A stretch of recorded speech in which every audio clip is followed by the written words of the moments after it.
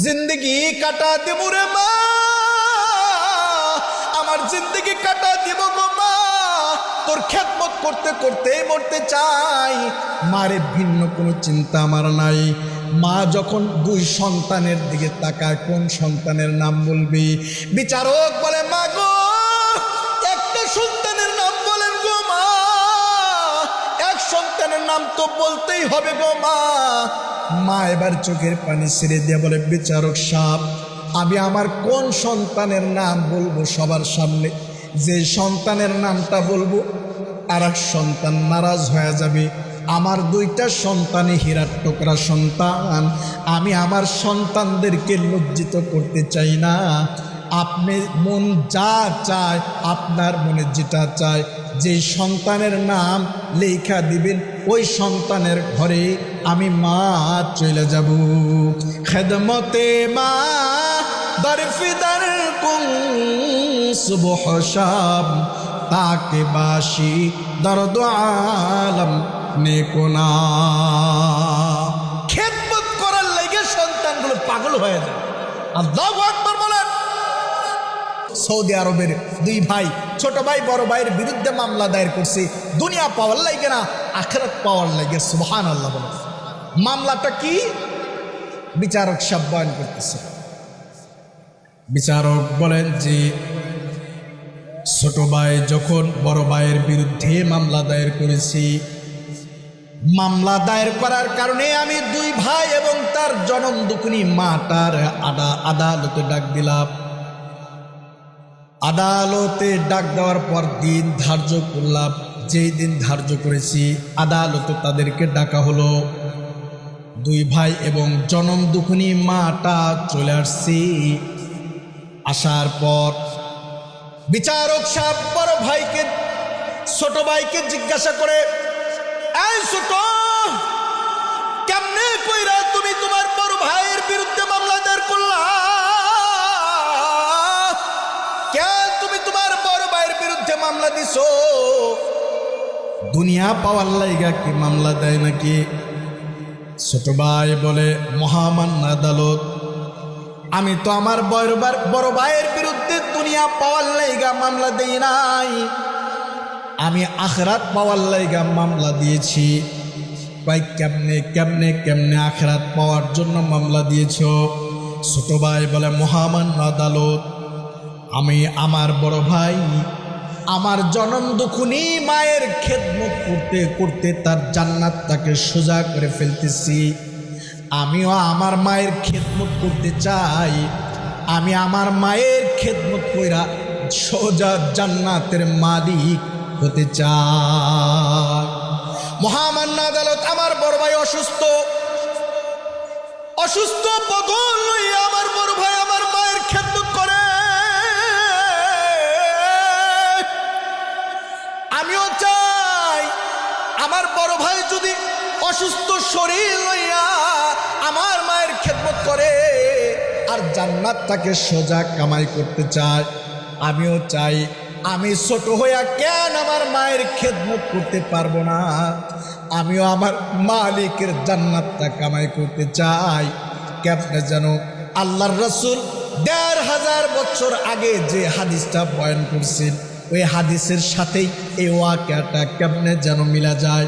আল্লাহর রাসূল বলেন, আল জান্নাতু তাহতা আকদামিল উম্মাহাত, মায়ের পায়ের নিচে সন্তানের জান্নাত আল্লাহ লুকায় রাখছি। সুবহানাল্লাহ বলেন, সুবহানাল্লাহ। মহামান্য আদালত, আমি আমার মায়েরকে খেদমত করতে চাই। আমার জনম দুঃখিনী মা, ছোটবেলায় আমার বাবা আমাদেরকে রাইখা ইন্তেকাল করছে। আমরা তো আমার বাবার স্নেহ আদর তো পাই নাই। আমার জনম দুঃখিনী মা বাড়ি বাড়ি কাজ করে আমাদের দুইটা ভাইকে লালন পালন করেছে। আজকে আমি অনেক টাকার মালিক, আমি অনেক টাকার মালিক হওয়ার পরেও আমার মায়ের খেদমত করতে পারি না আমার বড় ভাইয়ের লাইগা। মহামান্য আদালত, আমিও চাই আমার মায়ের খেদমত করতে। আপনি আমার বড় ভাইকে বলেন আমার জনম দুঃখিনী মাটার যেন আমার ঘরে ঢুকায় দেয়। বলেন আমার মাটারে যেন না রাখে, আমার মাকে যেন আমার কাছে ফেরত দেয়। আমি আমার বৃদ্ধা মায়ের খেদমত করতে চাই।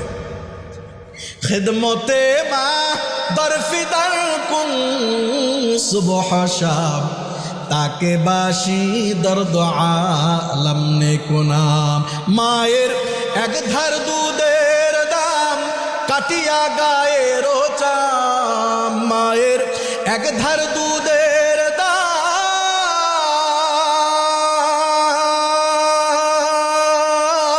মায়ের এক ধার দুধের দাম কাটিয়া গায়ের চাম। পাপোশ বানাইলেও ঋণ শোধ হবে না, এমন দরদি ভবে কেউ হবে না আমার মা। চিল্লা বলে ঠিক কিনা? ছোট ভাই বলে মহামান্য আদালত আমার মায়ের খেদমত করতে চায়। আমার বড় ভাই কেন আমার মাটারে আমার ঘরে পাঠা দেয় না? আমার বড় ভাইকে বলেন আমার বড় ভাই যেন আমার জনম দুঃখিনী মাটারে আমার ঘরে পাঠায় দেয়। এবার মহামান্য আদালত অসুস্থ বড় ভাইটারে আদালতে কাঠগড়ায় দাঁড় করায় দিয়েছি। কাঠগড়ায় দাঁড় দিয়া বলে এই বড়, তোমার ছোট ভাই যে মামলা দায়ের করেছে তোমার মাটাকে কেন তুমি তোমার ছোট ভাইয়ের ঘরে কেন তুমি পাঠায় দাও না? বড় ভাই এবার চোখের পানি ছেড়ে দিয়া বলে বিচারক, আমি আমার মাটারে কেন আমার ছোট ভাইয়ের ঘরে পাঠাই না? জানেননি আমার মাটারে কেন আমার ছোট ভাইয়ের ঘরে পাঠাই না?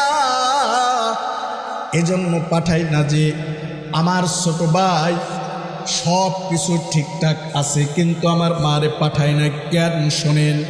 আমার জনম দুঃখিনী মা মাঝে মাঝে বিছানায় পেশাব পায়খানা করে দেয়। আমি আমার মায়ের পেশাব পায়খানা পরিষ্কার করি। আমি বারবার পরিষ্কার করার কারণে আমার নাকের দুর্গন্ধ মনে হয় না।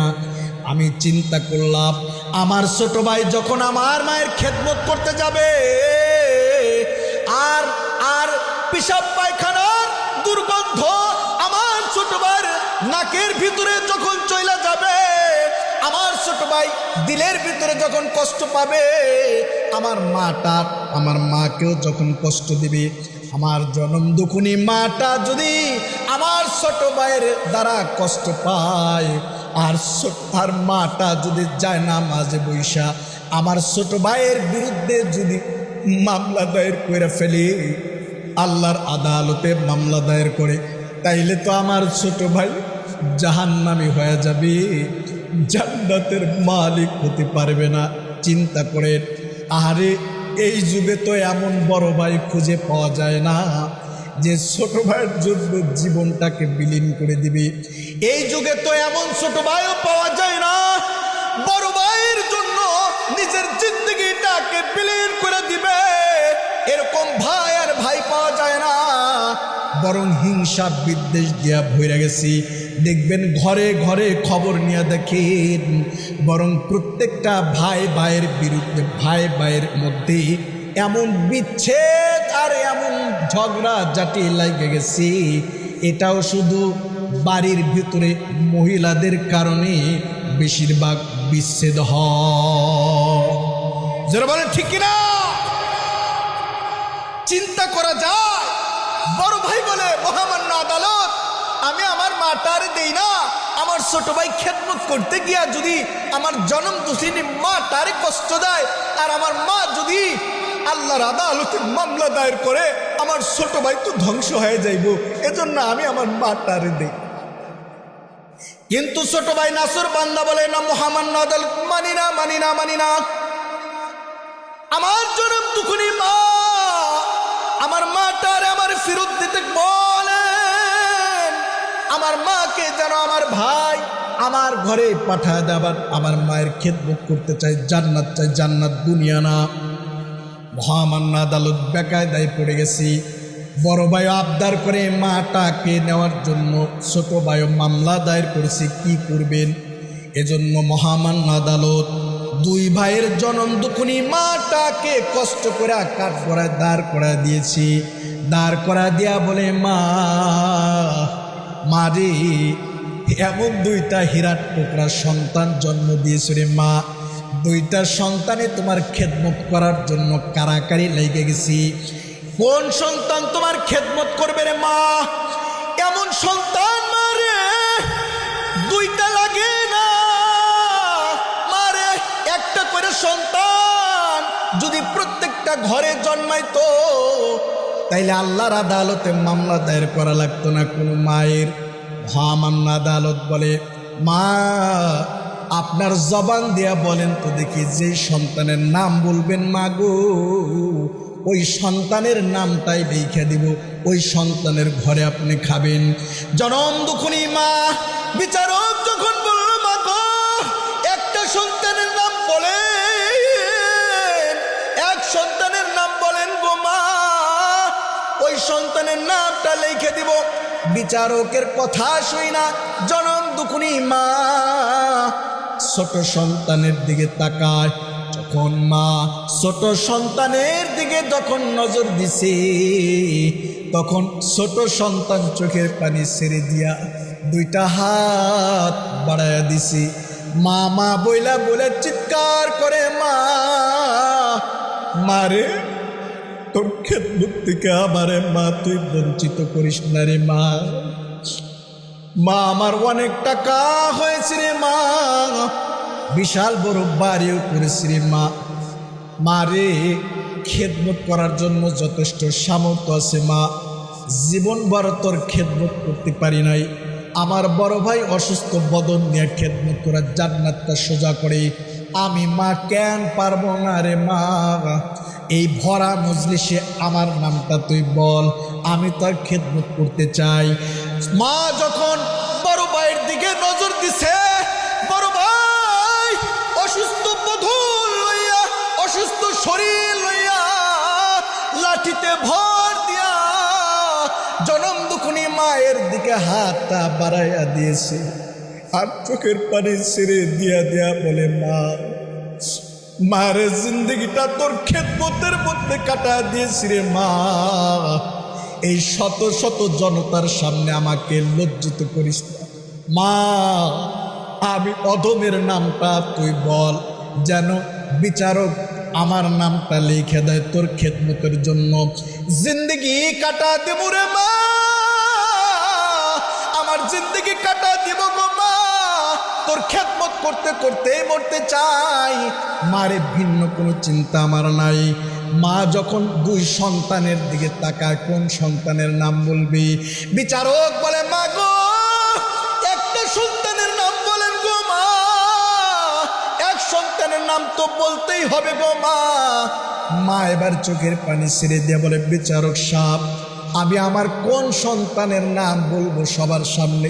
যে সন্তানের নামটা বলবো আর এক সন্তান নারাজ হয়ে যাবে। আমার দুইটা সন্তানই হীরার টুকরা সন্তান, আমি আমার সন্তানদেরকে লজ্জিত করতে চাই না। আপনি মন যা চায়, আপনার মনে যেটা চায়, যে সন্তানের নাম লেখা দিবেন ওই সন্তানের ঘরে আমি মা চলে যাব। খেদমতে মা দরফিদার কুং সুবহ শাম, তাকে বাসি দরদ আলম নেকোনা। খেদমত করার লাগে সন্তানগুলো পাগল হয়ে যায়। আল্লাহু আকবার।